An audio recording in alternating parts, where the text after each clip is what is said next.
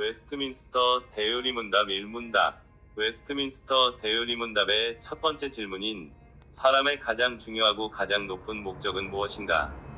는 인간의 주된 목적이 하나님을 영화롭게 하고 그분을 영원토록 즐거워하는 것이라고 가르칩니다.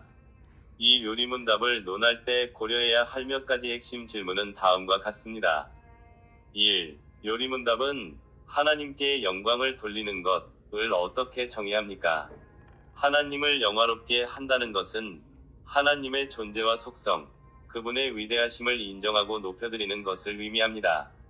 이는 단지 입술로만 고백하는 것이 아니라 삶의 모든 영역에서 하나님의 영광을 드러내는 것입니다. 성경은 우리 삶의 목적이 하나님을 영화롭게 하는 것임을 분명히 말하고 있습니다. 첫째, 고린도전서 10장 31절. 그런즉 너희가 먹든지 마시든지 무엇을 하든지 다 하나님의 영광을 위하여 하라. 이 구절은 우리의 일상적인 행동조차도 하나님의 영광과 연결되어 있음을 보여줍니다. 둘째, 이사야 43장 7절. 내가 내 영광을 위하여 창조한 자 곧 내가 빚고 만든 자를 오게 하라. 하나님은 우리를 창조하신 목적 자체가 그분의 영광을 드러내기 위함임을 말씀하십니다. 그렇다면 우리는 어떻게 하나님을 영화롭게 할 수 있을까요? 첫째, 예배와 찬양. 하나님을 예배하고 찬양하는 것은 그분의 위대하심을 선포하는 가장 직접적인 방법입니다.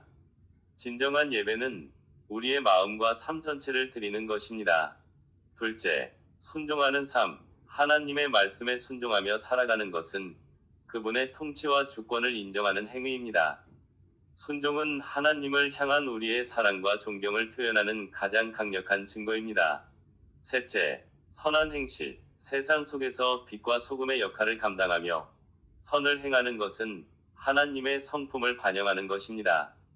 우리의 착한 행실을 통해 사람들이 하나님을 보게 되고 그분께 영광을 돌리게 됩니다. 넷째, 복음 전파. 하나님의 구원 계획인 복음을 세상에 전하는 것은 그분의 사랑과 능력을 가장 크게 드러내는 일입니다. 복음을 통해 더 많은 사람이 하나님을 알게 되고 그분의 영광에 동참하게 됩니다.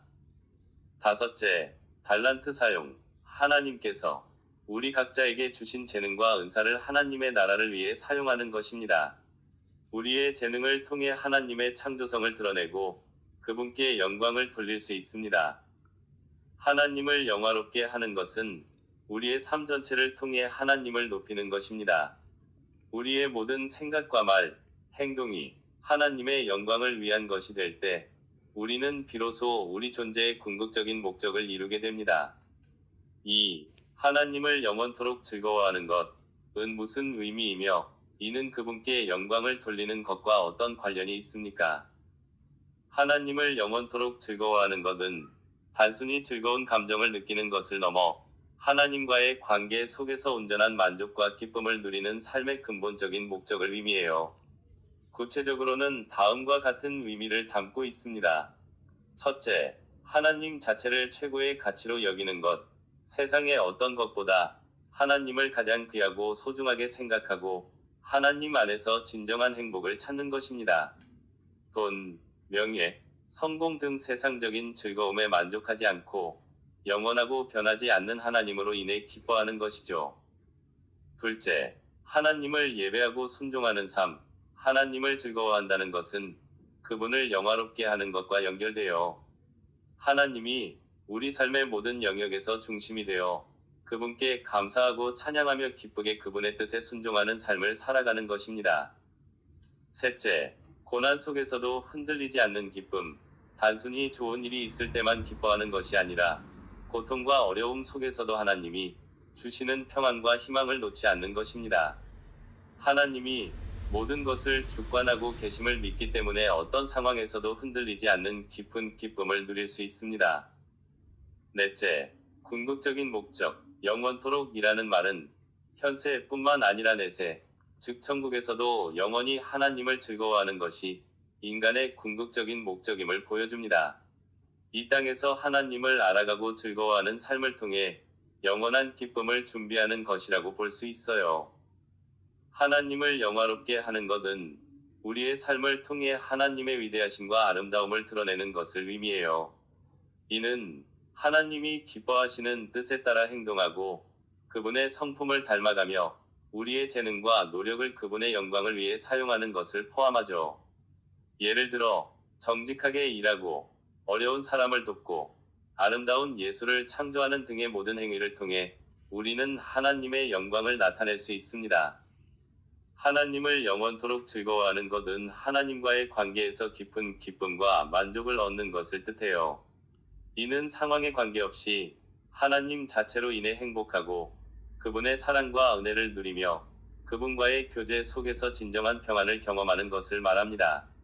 삶의 어려움 속에서도 하나님을 향한 믿음으로 인해 소망을 잃지 않고 그분을 찬양하며 감사하는 마음으로 살아가는 것이 바로 하나님을 즐거워하는 삶의 모습이죠.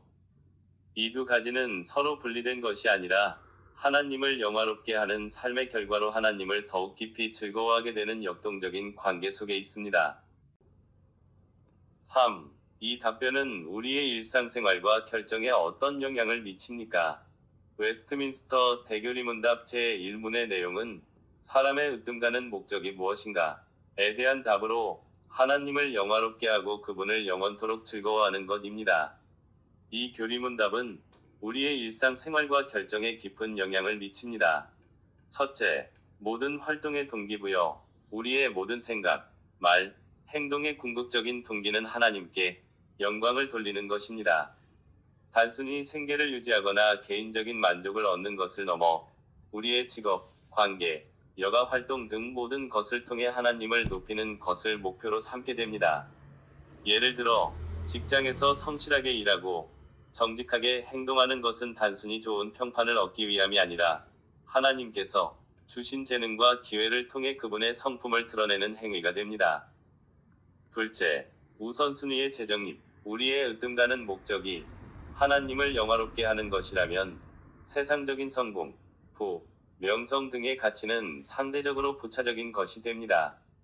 따라서 중요한 결정을 내릴 때 이 가치들을 기준으로 삼기보다는 이 선택이 하나님께 영광이 될까? 를 먼저 고민하게 됩니다. 예를 들어 여가 시간을 어떻게 보낼지 결정할 때 단순히 즐거움을 추구하기보다는 하나님과의 관계를 깊게 하거나 다른 사람을 섬기는 데 시간을 사용하는 것을 우선순위에 둘 수 있습니다. 셋째, 고난과 역경에 대한 태도 변화, 삶에서 어려움을 겪을 때 이 교리문답은 우리에게 새로운 시각을 제시합니다. 고통 속에서도 하나님을 영화롭게 할 수 있다는 믿음은 좌절과 절망에 빠지지 않도록 돕습니다. 오히려 고난을 통해 인내를 배우고 하나님의 위로를 경험하며 우리의 연약함을 통해 하나님의 강하심을 드러낼 수 있는 기회로 삼게 됩니다. 넷째, 관계의 재해석. 우리는 사람들과의 관계에서도 이 교리문답의 원리를 적용할 수 있습니다. 배우자, 자녀, 친구, 동료 등 모든 관계에서 우리는 단순히 개인적인 만족을 얻으려 하기보다는 그들을 통해 하나님께 영광을 돌리려고 노력하게 됩니다. 이는 사랑과 용서, 섬김의 태도를 자연스럽게 이끌어내며 건강하고 성숙한 관계를 형성하는 데 도움이 됩니다. 웨스트민스터 대교리문답 제1문은 우리의 삶 전체를 관통하는 핵심 원리로서 우리의 모든 생각, 말, 행동, 그리고 결정에 깊은 영향을 미칩니다.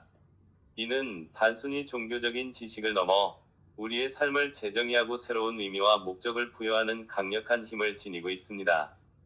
4. 이 질문과 답변은 죄와 구원에 대한 우리의 이해에 어떤 영향을 미칩니까? 대소교리 문답 제1문은 사람의 으뜸되는 목적이 무엇인가? 라는 질문에 하나님을 영화롭게 하고 영원토록 그를 즐거워하는 것입니다. 라고 답합니다. 이 답변은 죄와 구원에 대한 우리의 이해에 깊은 영향을 미칩니다. 첫째, 죄에 대한 이해. 죄는 단순히 악한 행동을 하는 것이 아니라 우리의 으뜸되는 목적인 하나님을 영화롭게 하고 그를 즐거워하는 것을 실패한 상태입니다. 로마서 3장 23절은 모든 사람이 죄를 범하였음에 하나님의 영광에 이르지 못하더니 라고 말씀합니다. 우리가 하나님께 영광을 돌리지 못하고 우리 자신을 숭배할 때 우리는 죄를 짓는 것입니다. 따라서 죄의 본질은 하나님을 우리 삶의 중심에서 몰아내고 우리 자신을 그 자리에 두는 것입니다. 둘째, 구원에 대한 이해. 구원은 단순히 지옥에 가지 않는 것이 아니라 우리의 으뜸되는 목적으로 돌아가는 것입니다. 에베소서 2장 8에서 9절은 너희는 그 은혜에 의하여 믿음으로 말미암아 구원을 받았으니 이것은 너희에게서 난 것이 아니요 하나님의 선물이라 행위에서 난 것이 아니니 이는 누구든지 자랑하지 못하게 함이라 라고 말씀합니다. 구원은 우리가 하나님을 영화롭게 하고 그를 즐거워하도록 회복되는 하나님의 선물입니다. 그리스도 예수 안에서 우리는 다시 하나님과 화목하게 되어 하나님께 영광을 돌리고 그분을 영원토록 즐거워할 수 있는 자격을 얻게 됩니다. 고린도전서 10장 31절은 그런즉 너희가 먹든지 마시든지 무엇을 하든지 다 하나님의 영광을 위하여 하라 고 권면하며 우리의 구원이 삶의 모든 영역에서 하나님을 영화롭게 하는 것으로 이어진다고 가르칩니다. 대교리 문답 제1문은 우리의 존재의 목적을 명확히 제시함으로써 죄의 심각성과 구원의 의미를 깊이 깨닫게 해줍니다. 우리는 죄로 인해 이 목적에서 벗어났지만 그리스도의 구원 사역을 통해 다시 하나님께 영광을 돌리고 그를 영원토록 즐거워할 수 있는 은혜를 받았습니다. 우리는 이 진리를 붙들고 매 순간 하나님을 영화롭게 하며 살아가는 삶을 살아야 할 것입니다. 5. 대의리 문답이 주는 교훈과 관련하여 우리 자신을 돌아봐야 할 내용은 무엇인가? 웨스트민스터 대의리 문답 제1문의 교훈에 따른 반성과 회개의 구체적인 내용을 생각하겠습니다. 웨스트민스터 대의리 문답 제1문은 인간 존재의 근본적인 목적을 제시하며 우리의 삶 전체가 하나님 중심으로 재정비되어야 함을 강조합니다. 하나님 나라의 관점에서 볼 때 이 목적은 단순히 개인의 구원이나 영적 만족을 넘어 하나님의 통치가 우리 삶과 세상에 실현되는 것을 추구하는 것으로 확장됩니다. 하나님을 영화롭게 한다는 것은 우리의 모든 생각, 말, 행동이 하나님의 성품과 뜻을 드러내는 것이며 이는 예수 그리스도께서 가르치신 하나님 나라의 복음을 실천하는 삶과 직결됩니다.